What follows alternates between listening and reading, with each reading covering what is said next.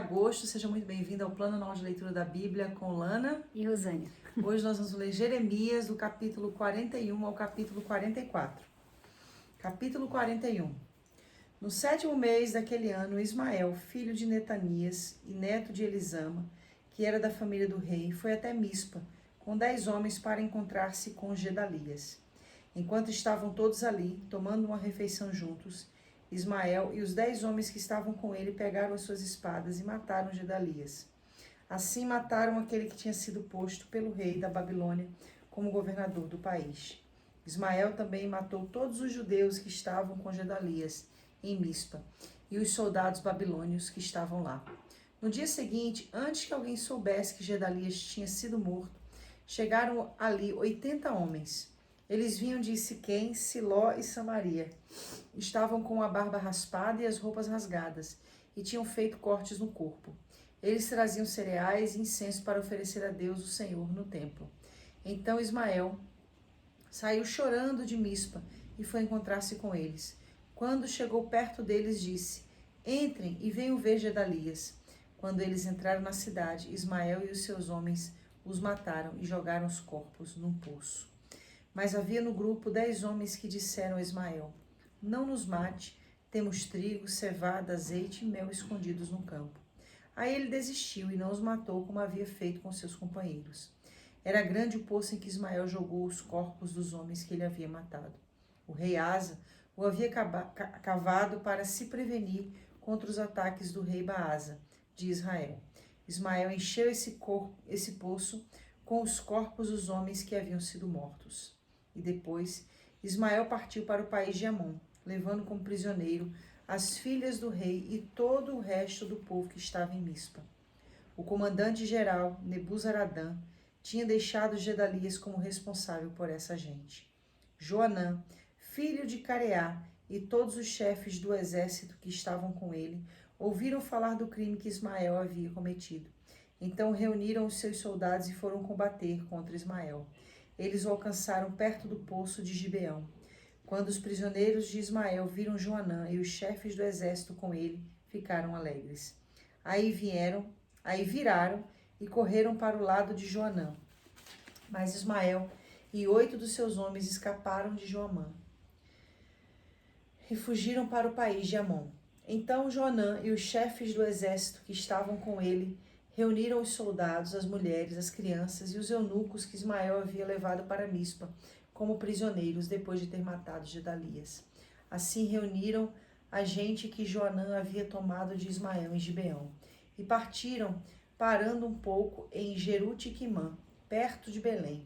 Eles queriam ir até o Egito para fugir dos babilônios. Estavam com medo deles porque Ismael tinha matado Gedalias, aquele que havia sido posto como governador do país pelo rei da Babilônia. Jeremias consulta a Deus.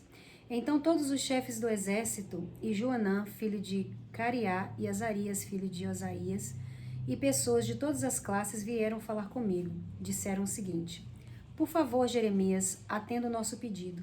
Ore ao Senhor Deus por nós e por estes que foram deixados nesta terra. Antes nós éramos muitos, mas agora somos poucos, como você está vendo. Ore ao Senhor seu Deus para que mostre o caminho que devemos seguir e o que devemos fazer. Eu respondi: Está bem, vou orar ao Senhor, o Deus de vocês, como pediram. Depois eu contarei o que ele disser. Não esconderei nada de vocês. Então eles disseram: Que o Senhor Deus seja uma testemunha fiel e verdadeira contra nós, se não obedecermos a todas as ordens que ele nos der por meio de você. Gostemos ou não dessas ordens, nós obedeceremos ao Senhor nosso Deus, com quem você vai falar em nosso favor. Se obedecermos ao Senhor, tudo correrá bem para nós.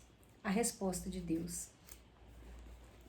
10 dias depois, o Senhor Deus falou comigo. Aí chamei Joanã, filho de Careá, e todos os chefes do exército que estavam com ele, e todo o povo, pessoas de todas as classes, e disse: O Senhor Deus de Israel, a quem vocês pediram que orasse, disse o seguinte: Se vocês quiserem continuar a viver nessa terra, eu edificarei a nação e não a destruirei. Plantarei e não arrancarei. A destruição que fiz cair sobre vocês me deixou muito triste. Não tenham mais medo do rei da Babilônia, pois estou com vocês. Eu os salvarei e os livrarei do poder dele. Sou eu, o Senhor, quem está falando. Terei pena de vocês e farei com que ele também tenha e deixe que vivam nesta terra. Mas vocês que ficaram em Judá não devem desobedecer ao Senhor seu Deus, mas devem concordar em morar nessa terra. Não diga assim: nós vamos morar no Egito, onde não teremos mais de enfrentar a guerra, nem ouvir o toque de atacar, nem passar fome. Se vocês falarem assim, então o Senhor Todo-Poderoso, o Deus de Israel, dirá: se vocês estão mesmo resolvidos a viver no Egito, então vão ter de enfrentar a guerra, de que vocês têm medo. A fome que vocês temem vai segui-los, e vocês morrerão no Egito. Todos os que estiverem resolvidos a viver no Egito morrerão na guerra, ou de fome, ou de doença. Não sobrará ninguém, ninguém escapará da desgraça que farei cair sobre vocês. O Senhor Todo-Poderoso, o Deus de Israel, diz: se vocês forem para o Egito, a minha ira e o meu furor cairão sobre vocês, como caíram sobre o povo de Jerusalém. Vocês vão se tornar uma coisa horrível e espantosa. Os outros zombarão de vocês e usarão o seu nome para rogar pragas. E vocês nunca mais verão este lugar. E eu disse ainda: o Senhor Deus disse que vocês que ficarem em Judá não deverão ir para o Egito. Por isso, agora eu os aviso: vocês estão cometendo um erro que pode lhes custar a vida. Vocês me mandaram falar com o Senhor nosso Deus e me disseram: ore ao Senhor por nós, depois conte-nos tudo o que ele disser que devemos fazer, e nós faremos. Agora eu lhes contei tudo, mas vocês não estão obedecendo ao Senhor, nosso Deus, em nada do que ele me mandou dizer. Portanto, lembrem disso. Vocês vão morrer na guerra, ou de fome, ou de doença, na terra para onde querem ir e onde querem viver. Capítulo 43. Jeremias é levado para o Egito. Quando acabei de dizer ao povo tudo o que o Senhor, seu Deus, havia ordenado, Azarias, filho de Osaías, e Joanã, filho de Careá, e todos os homens orgulhosos me disseram: você está mentindo, Jeremias. O Senhor nosso Deus não mandou você dizer que não devíamos ir morar no Egito. Baruque, filho de Nerias, é que está jogando você contra nós para nos entregar nas mãos dos babilônios, a fim de sermos mortos ou levados para a Babilônia. Assim, Joanã e os oficiais do exército e todo o povo não quiseram obedecer à ordem que o Senhor tinha dado para ficar em Judá. Então Joanã e os oficiais do exército levaram para o Egito todos os que haviam ficado em Judá. Levaram todas as pessoas que viviam em Judá e que tinham voltado das nações onde haviam sido espalhadas. Homens, mulheres, crianças e as filhas do rei. Levaram todos os que o comandante-geral Nebuzaradã tinha deixado aos cuidados de Gedalias. E Baruque e eu também fomos obrigados a ir. Assim desobedeceram a Deus e foram para o Egito e chegaram até a cidade de Táfnis. Então em Táfnis Deus me disse: Jeremias, pegue algumas pedras grandes e enterre-as no barro que está no calçamento, que fica em frente do palácio do governo, aqui na cidade. E deixe que alguns judeus vejam você fazer isso. Depois diga a eles o seguinte: eu, o Senhor Todo-Poderoso, o Deus de Israel, mandarei vir o meu servo Nabucodonosor, rei da Babilônia. Ele vai pôr o seu trono em cima dessas pedras que você enterrou e vai armar barraca real sobre elas. Nabucodonosor virá e derrotará o Egito. Os que tiverem de morrer de doença, morrerão de doença. Os que tiverem de cair prisioneiros serão levados como prisioneiros. E os que tiverem de morrer na guerra, morrerão na guerra. Eu queimarei os templos dos deuses do Egito. Farei com que o rei da Babilônia ponha fogo nesses deuses ou os leve embora. Assim como o pastor cata os piolhos das suas roupas para limpá-las, também o rei da Babilônia limpará a terra do Egito e sairá vitorioso dali. Ele destruirá os monumentos sagrados de Heliópolis, no Egito, e queimará os templos dos deuses egípcios. Aviso aos judeus no Egito. Deus me falou a respeito de todos os judeus que estavam vivendo no Egito, nas cidades de Magdol, Táfnis e Mênfis, e no sul do país. O Senhor Todo-Poderoso, o Deus de Israel, disse: vocês viram a desgraça que eu fiz cair sobre Jerusalém e sobre todas as outras cidades de Judá. Até hoje estão arrasadas e ninguém mora nelas. Isso aconteceu porque o povo dessa cidade fez coisas más e assim provocou a minha ira.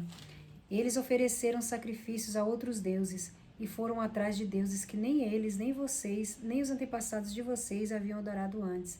Eu sempre continuei a mandar a vocês todos os meus servos, os profetas, para lhes dizerem que não fizessem essas coisas horríveis que eu detesto. Mas vocês não quiseram dar atenção e não obedeceram. Não quiseram deixar esse mau costume de oferecer sacrifícios aos ídolos. Por isso eu fiz cair a minha ira e o meu furor sobre a cidade de Judá e sobre as ruas de Jerusalém, e as incendiei. Elas ficaram arrasadas, e até hoje são um espetáculo de horror. Por isso eu, o Senhor Todo-Poderoso, o Deus de Israel, pergunto agora: por que vocês estão fazendo este mal tão grande contra vocês mesmos? Será que estão querendo destruir homens e mulheres, crianças e bebês, de modo que não fiquem sobrando ninguém?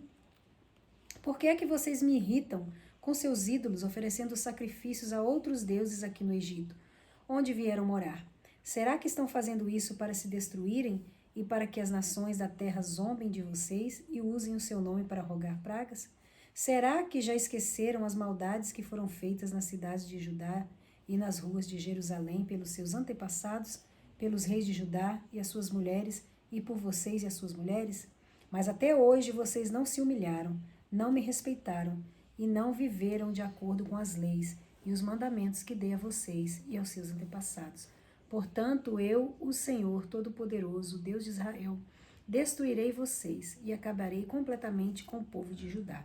Será destruído todo o povo de Judá que ficou na sua terra e depois resolveu ir morar no Egito. Todos eles, tanto os importantes como os humildes, morrerão no Egito. Morrerão na guerra ou de fome. Eles serão um espetáculo de horror. Os outros zombarão deles e usarão o seu nome para rogar pragas. Eu castigarei aqueles que estão morando no Egito, como castiguei Jerusalém, isto é, com guerra, fome e doença. Aqueles que ficaram em Judá e depois vieram morar no Egito não escaparão. Nenhum deles ficará vivo. Eles gostariam de voltar para morar na terra de Judá, mas nenhum deles vai poder fazer isso. Só alguns fugitivos voltarão para lá. Uma grande multidão veio falar comigo. Eram todos os homens que sabiam que as suas mulheres tinham oferecido sacrifícios a outros deuses, e todas as mulheres que estavam ali, e os judeus que viviam no sul do Egito. Eles disseram: nós não vamos dar atenção ao que você disse em nome de Deus, o Senhor. Pelo contrário, vamos fazer tudo o que prometemos. Vamos oferecer sacrifício à deusa chamada Rainha do Céu. Vamos fazer a ela ofertas de bebidas, como nós e os outros nossos antepassados, os nossos reis e as nossas autoridades costumávamos fazer na cidade de Judá e nas ruas de Jerusalém. Naquele tempo tínhamos muita comida, os negócios iam bem e nenhum mal acontecia. Mas desde que paramos de oferecer sacrifícios à Rainha do Céu e deixamos de lhe fazer ofertas de bebidas, começou a nos faltar tudo, e o nosso povo tem morrido na guerra e de fome. E as mulheres disseram: os nossos maridos achavam bom quando assávamos bolos marcados com a figura da imagem da Rainha do Céu, e quando lhe oferecíamos sacrifícios e fazíamos ofertas de bebidas. Ao ouvir essa resposta, eu disse o seguinte a todo o povo, aos homens e às mulheres: será que vocês estão pensando que o Senhor não sabia ou que tinha esquecido os sacrifícios que vocês e os seus antepassados, os seus reis, as suas autoridades e o povo de Judá ofereceram nas suas cidades e nas ruas de Jerusalém? Por isso a terra de vocês é hoje um deserto, e ninguém vive lá. Ela se tornou um espetáculo de horror, e as pessoas usam o seu nome para rogar pragas. Isso porque o Senhor não podia mais aguentar o que vocês estavam fazendo, isto é, as maldades e as coisas que ele detesta. Essas desgraças aconteceu e continuam até hoje porque vocês ofereceram sacrifícios a outros deuses e pecaram contra o Senhor. Vocês não estavam vivendo de acordo com os ensinos, as instruções e os mandamentos dele. Eu continuei a dizer a todo o povo e às mulheres aquilo que o Senhor Deus Todo-Poderoso me havia mandado dizer ao povo de Judá que vivia no Egito.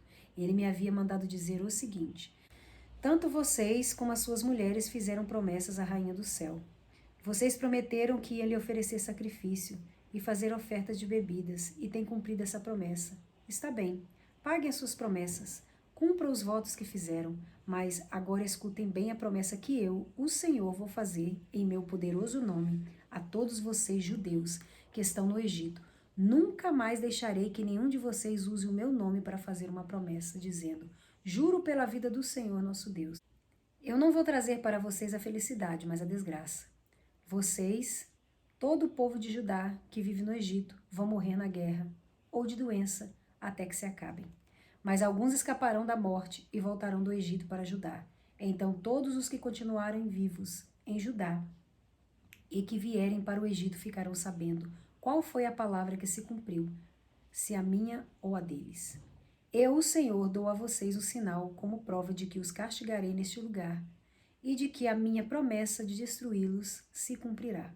O sinal é esse: eu entregarei o rei Ofra do Egito nas mãos dos seus inimigos que querem matá-lo, assim como entreguei o rei Zedequias de Judá ao rei Nabucodonosor da Babilônia, que era seu inimigo e queria matá-lo. Estamos quase No final de Jeremias. no final de Jeremias, mais 3 dias e a gente conclui a leitura.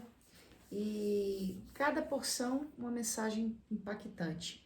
E cada porção uma sensação de ficar ainda mais impressionado com a dura cerviz, a dureza do coração do povo. Aqui no capítulo... Falava uma coisa, fazia outra. Exato, no capítulo 42 o povo pede para Jeremias orar. E Pode diz, orar, que nós vamos obedecer, fazer o Senhor tudo que o Senhor falar, mandar. nós vamos cumprir, nós vamos fazer segundo aquilo que o Senhor falar. Aí você vê o posicionamento de Deus amoroso, né? Vem, vou fazer aqui no... Ah, meu Deus. Sim, ele fala aqui, né, que o Senhor faz. É. A destruição que fiz cair sobre vocês me deixou No muito 42. triste. Aí aqui no 10 ele fala tão bonitinho, a destruição que... É essa mesmo. No 10, a parte B, né? Não tenha mais medo do rei livrarei, né, da Babilônia, pois estou com vocês, o salvarei. Quer dizer, ele deu segurança. Sim. Ele se colocou para que o povo, né, sentisse o amor dele e a satisfação dele ver o fator de querer obedecê-lo. Mas... Sabe o que eu percebo? Eu percebo que Deus, ele muda daquilo que ele havia decidido realizar imediatamente quando ele percebe em nós a disposição de acertar. Todo o juízo que Deus havia determinado que acontecesse sobre Judá, Jerusalém, veio, o povo que ficou traz essa palavra para Jeremias como se houvesse realmente essa disposição, essa predisposição de mudar, de obedecer ao Senhor, de fazer aquilo que o Senhor queria. Eu gravei aqui no versículo 3, ora ao Senhor Deus para que nos mostre o caminho que devemos seguir e o que devemos fazer. Não foi isso que Deus sempre fez através de Jeremias e dos demais profetas? Mostrar para o povo o caminho que eles deveriam seguir. Aí eles falam no versículo 5, que o Senhor Deus seja uma testemunha fiel e verdadeira contra nós, se não obedecermos a todas as ordens. Gostemos ou não dessas ordens, nós obedeceremos. Mas na realidade, aquilo que advém posteriormente a isso, só traz a denúncia de que realmente eles só obedeciam quando era conveniente com aquilo que eles queriam.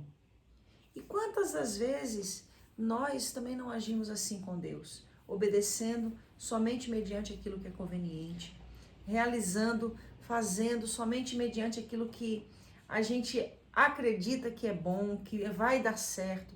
Quantas vezes Deus não nos traz uma palavra, Deus não nos dá um direcionamento que a gente pensa assim, não é Deus que está falando, porque não é aquilo que a gente queria ouvir. Já que não é aquilo que a gente queria ouvir, então a gente já diz que não é Deus. Exatamente. Quando você está falando, eu estava pensando que parecia que o povo queria mesmo. Parecia que era de coração quando eles falaram, né, com Jeremias. Pode pedir que o que ele mandar fazer, a gente vai fazer.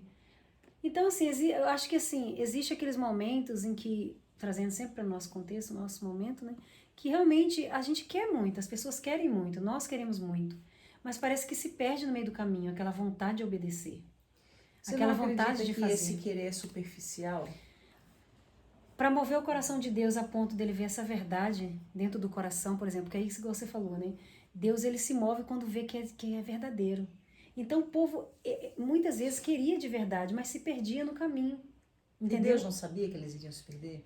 Deus sabia, mas Deus é soberano, né? Ele sabe de todas as coisas, mas ele olha o profundo do coração. É o que eu tava pensando na hora que você estava falando. Então, por exemplo, muitas vezes eu trago para os nossos dias. Muitas vezes as pessoas às vezes querem muito, né? Claro que existem vertentes, né? Sempre. Querem, não querem, igual o povo, né? Ele queria, depois não queria, depois... Então as pessoas querem muito, mas parece que as coisas, tem um hino que fala, né, que passarinhos, belas flores querem me encantar. Na verdade, as coisas desse mundo querem chamar a nossa atenção. Então, no caminho, na vontade de obedecer, a gente está no caminho. Aí essas coisas começam a chamar a atenção. Então, se perde aquele propósito, muitas vezes, do começo de querer muito. Então, Deus realmente, ele nos dá o livre-arbítrio de escolher continuar querendo ou não. Eu entendo a sua linha de raciocínio, mas olha como é que eu enxergo. Fala. Eu enxergo assim, Deus já sabia que havia sim uma vontade de fazer a vontade dele. Tanto que ele se comoveu, né? Porque eles sabiam que se fizesse a vontade de Deus, Deus é misericordioso, é bondoso para transformar o mal em bênção. Né? E o próprio Deus falou que ele já tinha se arrependido, né? Já tinha ficado muito triste com aquela destruição Ele não se apraz na que destruição, havia trazido. na dor. Mas deixa eu concluir para você entender. Então, eles sabiam que aquela posição deles iria mover o coração de Deus, como moveu. E Deus deixou claro para eles que estava disposto a mudá-lo, a mudar a circunstância, a transformar aquele mal em bênção. Mas por que Deus fala isso se Deus já sabia, dentro da sua soberania, que eles não iriam obedecer? Por quê? Porque Deus sempre mostra para nós que a parte dele, ele vai fazer.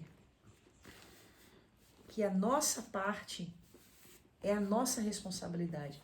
E quantas vezes, isso é muito importante, porque eu vejo muito isso acontecer na atualidade. Eu vejo muito. A gente querer algo e a gente colocar nas costas de Deus a responsabilidade de fazer aquilo acontecer. Nossa, a gente vê muito isso. Entendeu? Tá sempre diante, né? Sim. Gente... eu quero muito, eu quero. Mas esse querer muito esbarra muitas vezes diante daquela perspectiva de Deus não fazer como a gente espera. Vou dar um exemplo, eu quero muito um casamento, mas esbarrou na expectativa que eu tinha. Não é como eu esperava que Deus ia fazer. E como Deus vai fazer? Deus vai me moldar, Deus vai me colocar na sala de espera, Deus vai me curar, para que então eu possa viver aquilo que eu quero. Só que muitas vezes o que eu quero não quer passar pelo processo que Deus quer me levar a passar. Então a restauração estava condicionada a uma obediência. Tudo bem, eu vou fazer tudo isso com vocês, mas se vocês não forem para o Egito, fiquem aqui. Aí você vai lendo, você vai vendo a desobediência. E aí você vê. Eles falam, o que falou com você? Foi Deus coisa nenhuma. Por quê? Porque não era aquilo que eles queriam ouvir. Então, muitas vezes, o nosso querer está condicionado ao que nós vamos receber como palavra da parte de Deus. Que Deus nos ajude. Se a palavra foi o que a gente gostou, é Deus. Se não foi... Isso não é Deus, não. É Deus, não, é carne. É o fulano lá, né? Agora eles falaram aqui Exato. que estava te influenciando a falar. Esqueci Você o nome. está mentindo, Jeremias. Versículo 2 do capítulo 43. O Senhor nosso Deus não mandou você dizer que nós não devemos ir morar no Egito. Baruque, filho de Nerias, é que está jogando você contra nós. Aí já pôs a culpa em alguém, que já estava Exato. influenciando alguém. Exatamente. Ai. Esse é o problema. Que Deus E nos aí, ajude, né? Ter inteligência isso espiritual. que eu ia falar agora. O que você falou é muito importante. Porque às vezes até a gente pode cometer esse erro. Né? Até a gente pode cometer esse erro por não ser aquilo que a gente gostaria de ouvir. Então, qual é a palavra-chave aqui? Discernimento. Discernimento. É o discernimento de entender que nem sempre a restauração vai ser através do caminho que a gente gerou expectativa, que seria o caminho que Deus preparou. Aí entra a submissão e a fé total em Deus e a submissão mediante as diversas coisas que acontecem, né? Submetido à vontade de Deus, né? Para poder realmente alcançar. Eu vou falar, por exemplo, aqui, vamos dar um exemplo muito claro, uma aplicação prática. Um casamento acaba e a pessoa pede para Deus restaurar o casamento. Senhor, eu estou disposto a fazer o que for para que o meu casamento seja restaurado. Aí Deus vai e fala, você tem que fazer isso aqui. Só que o orgulho da pessoa não está disposto a fazer aquilo que Deus falou. É um exemplo bem pertinente, né? Exato. Aí o que a pessoa faz? Diferente. E aí não acontece. Do jeito que tá esperando, bom, separei. Separou. Entendeu? Infelizmente. A gente está dando um exemplo, queridos, dentro do contexto da realidade de muitas pessoas. Enquanto a gente não der ouvidos à voz de Deus, a gente vai continuar tentando. Do nosso jeito. Continuar fracassando. Oh, Deus. Porque o que Jesus falou, e eu preguei isso ontem, melhor, domingo na igreja. Preguei isso domingo na igreja. Toda casa que é edificada sobre areia só denuncia que a gente não deu ouvidos à voz do Senhor. Porque Jesus diz, o homem que der ouvidos à minha voz será comparado àquele que edifica a sua casa sobre a rocha.